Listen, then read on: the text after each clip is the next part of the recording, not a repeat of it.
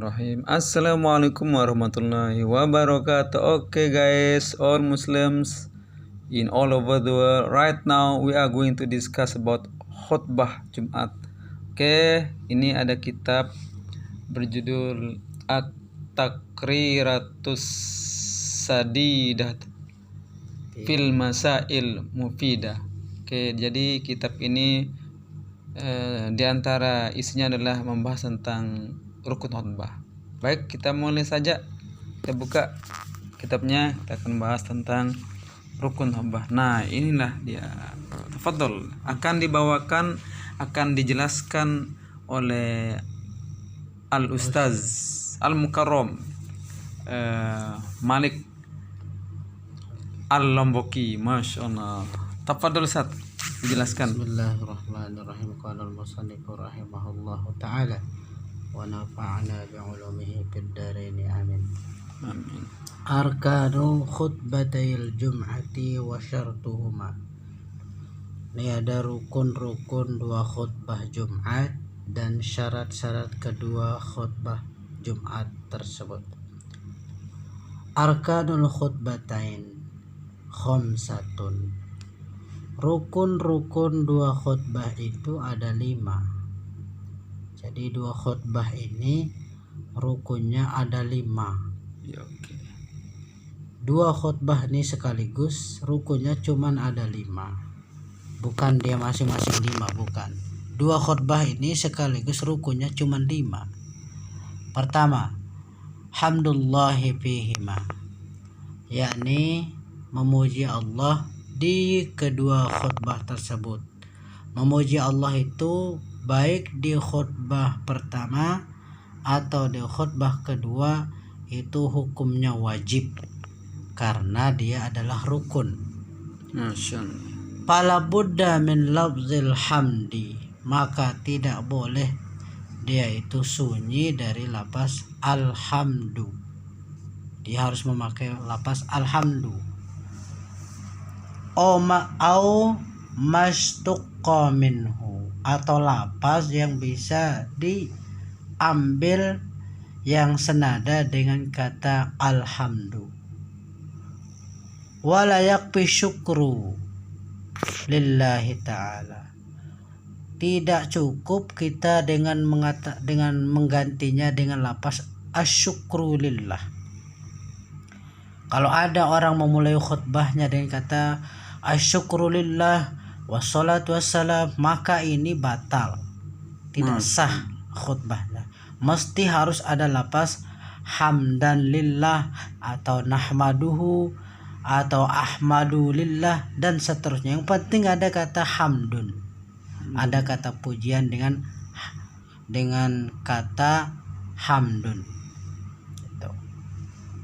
Yang kedua, syarat daripada dua khutbah itu adalah as-salatu ala nabi sallallahu alaihi wasallam fihima, yakni bersolawat atas Nabi Muhammad sallallahu alaihi wasallam di kedua khutbah. Maksudnya baik khutbah pertama atau khutbah kedua. Bi ayyi sighatin, dengan solawat mana-mana saja bentuk solawatnya, yang penting solawat. Wala yakfi rahimallahu Muhammadan, maka tidak bisa diganti kata solawat itu dengan kata rahimallahu Muhammadan, semoga Allah merahmati Nabi Muhammad sallallahu alaihi wasallam. Tidak boleh, dia harus ada kata solawatnya, minimal as-salatu ala nabi sallallahu alaihi wasallam. Maka dia dicontohkan di sini au sallallahu alaihi, seperti kata sallallahu alaihi, waktu sudah sah itu. Wa in ada ala mazkurin wala yushtaratu lafzu Muhammadin, maka tidak menjadi syarat lafaz nama Nabi Muhammad ketika bersolawat. Cukup kita mengatakan sallallahu alaihi, maka sudah kategori solawat. Tidak mesti harus menyebut nama Nabi Muhammad sallallahu alaihi wasallam. Itu solawat di dua khutbah, baik khutbah pertama, khutbah kedua. Yang ketiga, syarat daripada dua khutbah itu adalah al-wasiyatu bittaqwa fihima, yakni berwasiat kepada ketakwaan di dalam dua khutbah tersebut. Yakni khutbah pertama juga harus berwasiat takwa, khutbah kedua pun demikian harus berwasiat tentang takwa. Apa itu takwa itu? Wahia, yaitu imtisalul awamiri wajtinabun nawahi, yaitu mengerjakan perintah-perintah Allah dan menjauhi larangan-larangannya. Fala budda minal hassi 'ala ta'ati, maka sayogianya juga ditambah dengan anjuran untuk taat kepada Allah Subhanahu wa taala. Awiz zajri 'anil ma'siyah, atau ditambah dengan semangat untuk menjauhi daripada dosa dari maksiat. Binahwi, contohnya katanya, contoh daripada pemberi peringatan untuk menjauhi maksiat adalah ihzaru, hati-hatilah, iqaballah, atas balasan siksaan Allah Subhanahu wa taala, awin nari, atau takutlah kepada siksa daripada neraka. Wala yakfi tahziru minad dunya, maka tidak cukup yaitu hanya sekedar berhati-hati tentang dunia atau dari dunia, hal-hal yang berkaitan dengan keduniaan. Artinya kalau kita ingin berwasiat takwa, mesti yang paling diutamakan itu adalah hal-hal yang berkaitan dengan akhirat. Jangan sampai hanya bab dunia saja, kerugian di dunia, tentang bisnis, tentang lain sebagainya. Harus yang paling utama itu hal-hal yang terkait kepada akhirat, itu wasiat. Yang keempat, qiraatu ayatin minal Quran fi ihdahuma, yaitu membaca ayat daripada kitab suci Al-Quran di salah satu dua khutbah.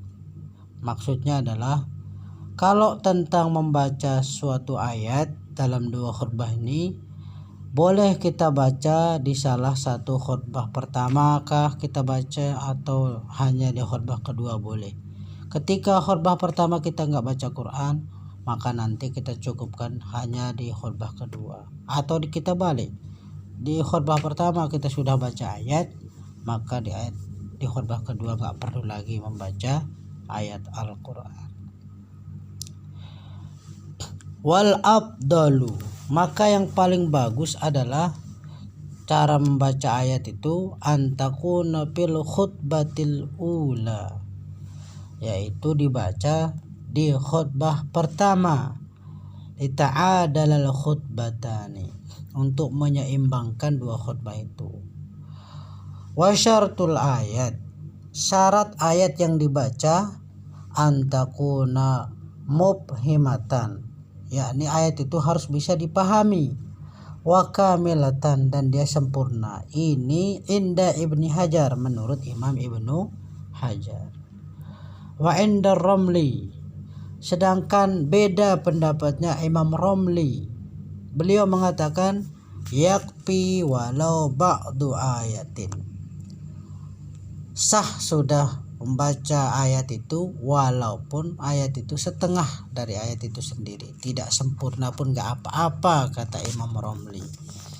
Idza kanat mubhimatan, tapi bersyarat juga dengan ayat, potongan ayat itu bisa dipahami. Begitu.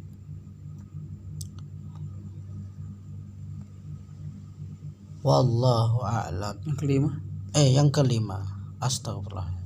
Yang kelima adalah ad-du'a'u lil mu'minin, yakni doa bagi orang-orang beriman pisannya pada khutbah yang kedua.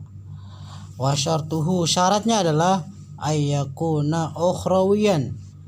Syarat doa itu adalah hendaknya terkait dengan hal-hal keakhiratan, la dunyawiyan, bukan terkait dengan hal-hal keduniaan. Itu syarat doa ketika khutbah. Jadi doa ini khusus dia di khutbah kedua, dan syaratnya adalah yang kita doakan tuh hal-hal terkait dengan hal-hal akhirat, bukan tentang urusan-urusan dunia. Wala ba'sa bitakhsisihi lil mu'minin. Maka tidak apa-apa doa ini hanya dikhususkan bagi orang muslim saja, karena ini terkait akhirat, kebaikan-kebaikan akhirat. Selain orang muslim, keyakinan kita tidak ada kebaikan bagi orang selain muslim di akhirat. Makanya andai doa itu kita khususkan khusus untuk orang Islam saja, memang sudah sah, gak perlu kita doakan orang lain. Wa yusannud du'a lil wilayatil amri. Dan sunnah, kalau kita mau mengambil pahala sunnah dalam bab berdoa itu adalah kita doakan wilayatil amri, pemerintah setempat. Wallahu a'lam bishawab. Hanya Allah yang paling mengetahui sesuatu yang benar. Kurang lebihnya mohon Baik, maaf. itulah tadi penjelasan mengenai khutbah Jumat yang dipaparkan oleh Al-Ustaz Malik SPDI, Kiha SPDI Al-Lomboki. Masya Allah. Syukran Ustaz. Masya Allah.